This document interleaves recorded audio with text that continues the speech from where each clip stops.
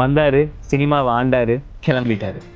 கூட்டம் செய்யறதுன்னு சொல்றீங்களே, அதுக்கு காரணம் 30 வருஷம். 30 வருஷம் ஒரு என்டையர் ஜென்ரேஷனே வளர்த்தது தான்.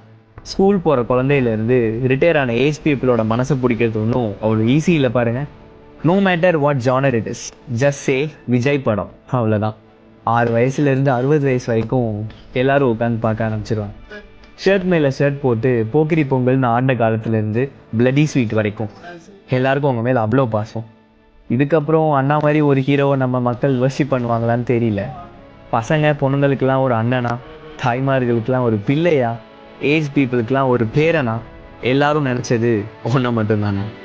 மனுஷன் சிங்கம் மாதிரி அப்படியே அந்த ஸ்க்ரீனில் வந்து நிற்கிறப்போல அந்த கண்ணு, அந்த நடை, அந்த ஆரா, அவரோட டான்ஸு, ஃபைட்டுன்னு வர்றப்போ அந்த கூஸ் பம்ப்ஸ் இருக்கே, இனி நீ போயிட்டா என்னால் அப்படி ஃபீல் பண்ண முடியுமான்னு தெரிலண்ணா. அதனால சினிமாவுக்கு என்னதான் ஏன் பண்ணலை? ஒரு மனுஷன் இவ்வளோ எஃபர்ட்லெஸ்ஸாக சாமியாக டான்ஸ் ஆட முடியும்னு காட்டினதே நீ தானண்ணா. இப்போ வேணா எல்லாரும் வேற வேற ஹீரோஸோட ஃபேன் ஆகியிருக்கலாம், ஆனால் சின்ன வயசில் எல்லாருமே அண்ணாவை ரசிக்காமல் இருந்திருக்கவே மாட்டாங்க. அவர் ஸ்க்ரீனில் வந்தாலே லாபம் தானே. அது பாக்ஸ் ஆஃபீஸாக இருந்தாலும் சரி, ப்ரொடியூசராக இருந்தாலும் சரி, தேட்டர் ஓனர்ஸாக இருந்தாலும் சரி, நம்மளை மாதிரி ஃபேன்ஸாக இருந்தாலும் சரி.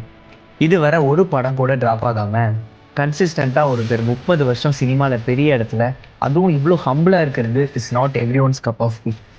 என்னோட 10th ஸ்டாண்டர்ட் மெர்சல் படம் தீபாவளி ரிலீஸ். வாடிவாசல் திறந்ததுமே வருவான் பாருன்னு நீ வந்ததும் பிளாஸ்ட் ஆகிட்டானா. லைஃப்பில் அந்த ஒரு மொமெண்ட் திருப்பி எனக்கு கிடைக்காது. நான் செத்தாலும் அதை மறக்கவும் மாட்டேன்.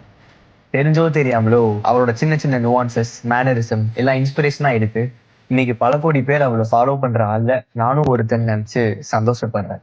I'll defend him in cinema for my entire life. உனக்குன்னு ஒரு அரண்மனை, உனக்குன்னு ஒரு ராஜ்யம், நீ ஸ்க்ரீனில் வந்தாலே வெடியில் இருக்கிற காலத்தில்